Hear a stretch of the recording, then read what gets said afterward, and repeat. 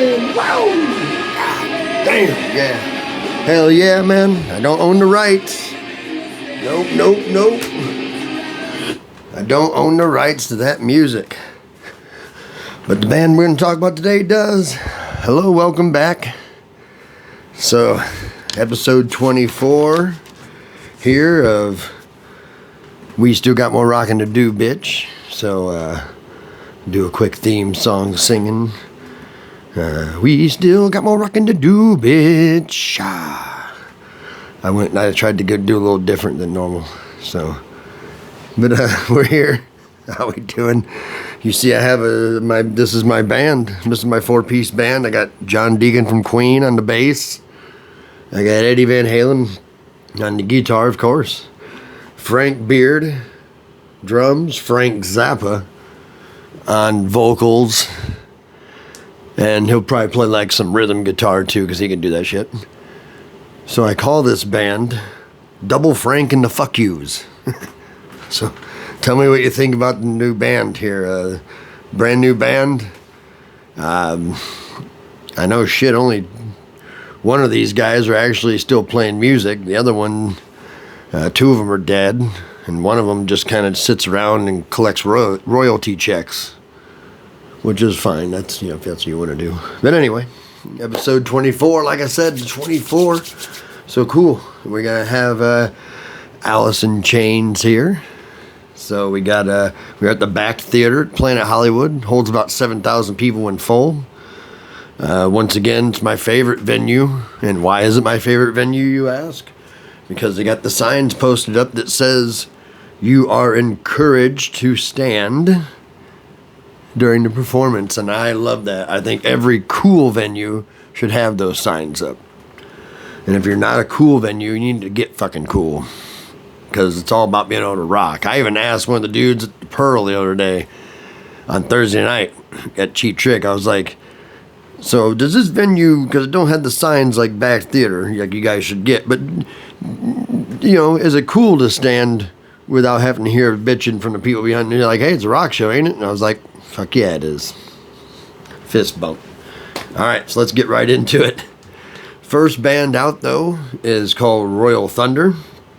So they were a 3-person band.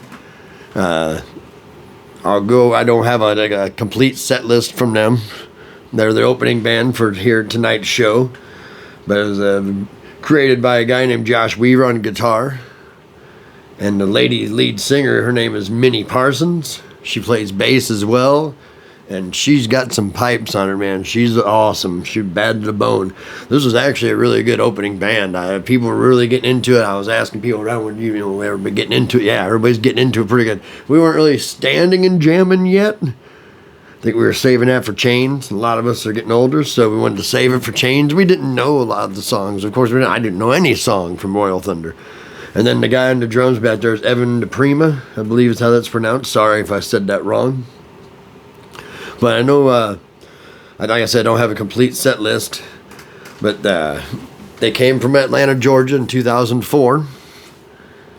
And, they did do a few songs I know called, one was called The Knife, one was called Twice, one was called Hotel Bend, Fade, and now one called Now Here, Nowhere.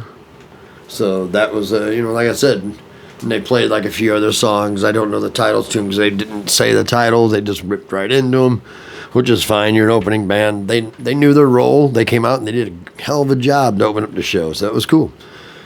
Now we're going to go to Alice in Chains. They were founded in 1987, Seattle, Washington.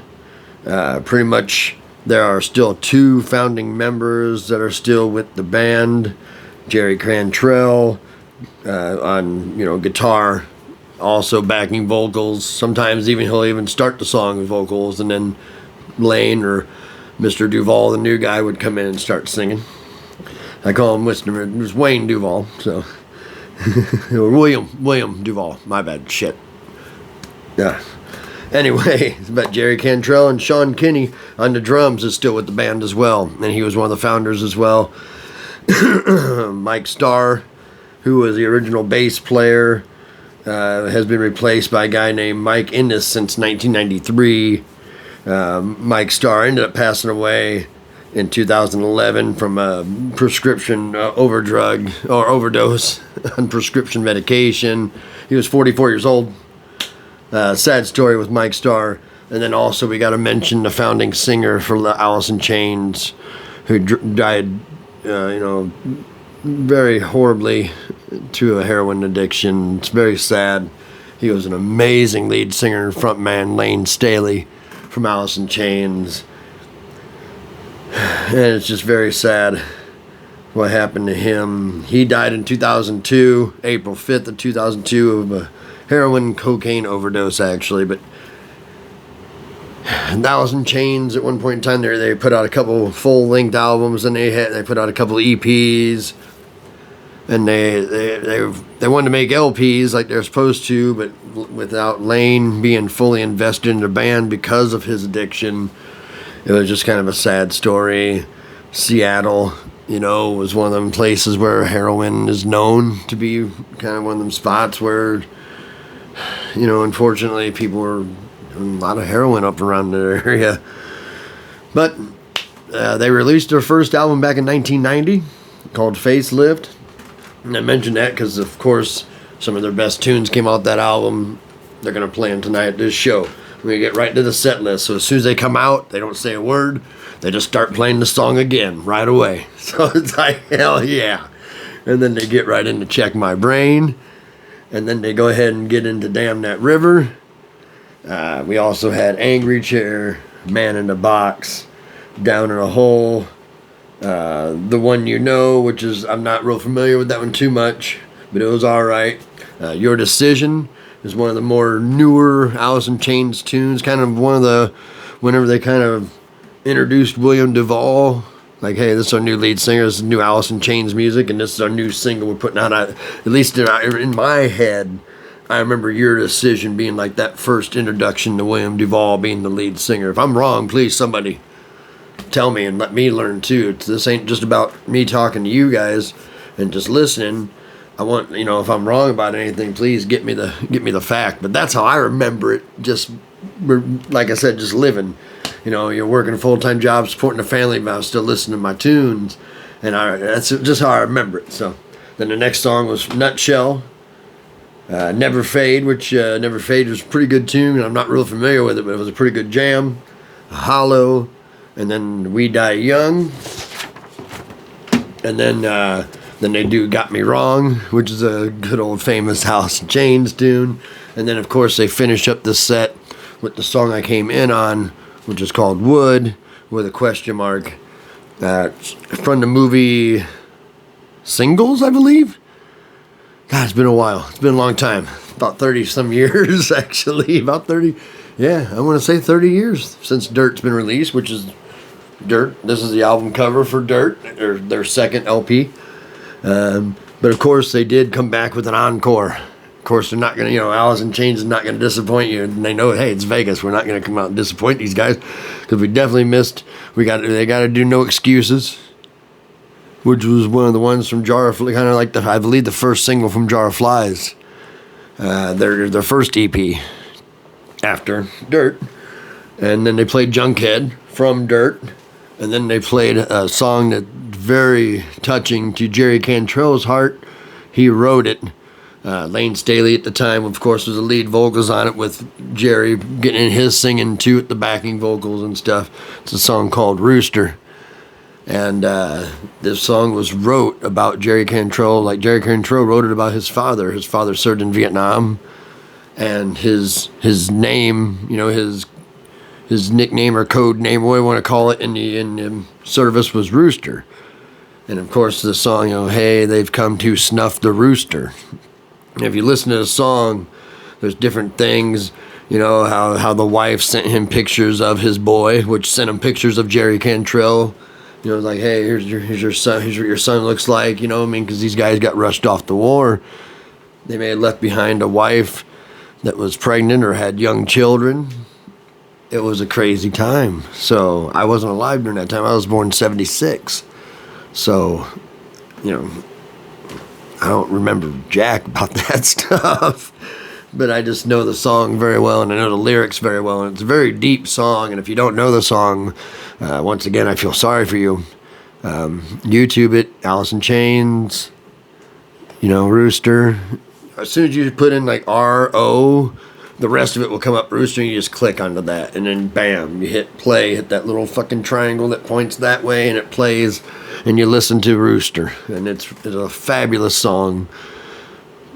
And they had so many fabulous songs. But I do have a 5 songs wish list. And you're probably thinking, well, how can it be such a great set that they played live if you have 5 songs? Well, that's because that's how many fucking cool songs Alice in Chains made. And when you think about how many albums they had, they didn't have like an album out every year. They had a lot of space in the years where they didn't put out no new music because they didn't have a lead singer. You know what I mean? But they still have a lot of great tunes. In fact, my list is Real Thing, Hate to Feel, Rotten Apple, Over Now, and I Stay Away.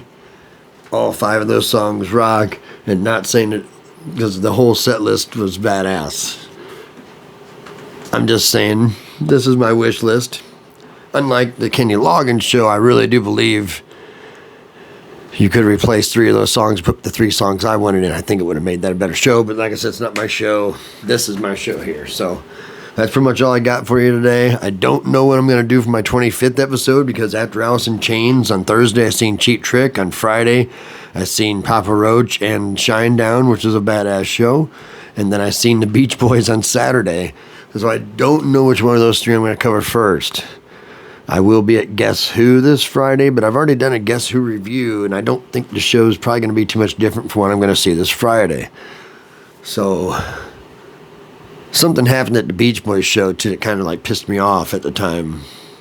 Looking back on it, it's kind of funny, but it still kind of pissed me off because I just don't agree with it. Now that's what makes me want to talk about that show next. So I might do that one next to get it off my chest. But we'll see what happens. I'm going to get off here and enjoy the rest of my day off. Hopefully you guys have a good rest of your day, whatever it is, whether it's work or taking a day off, or just, whatever it is you're doing right now. Maybe banging the babysitter. I don't know. But I want y'all to have a good day either way. Remember, we still got a lot more rocking to do, bitch. Just got my Tool tickets for next February. That was one of the best days of my life when I seen that on sale. Bam!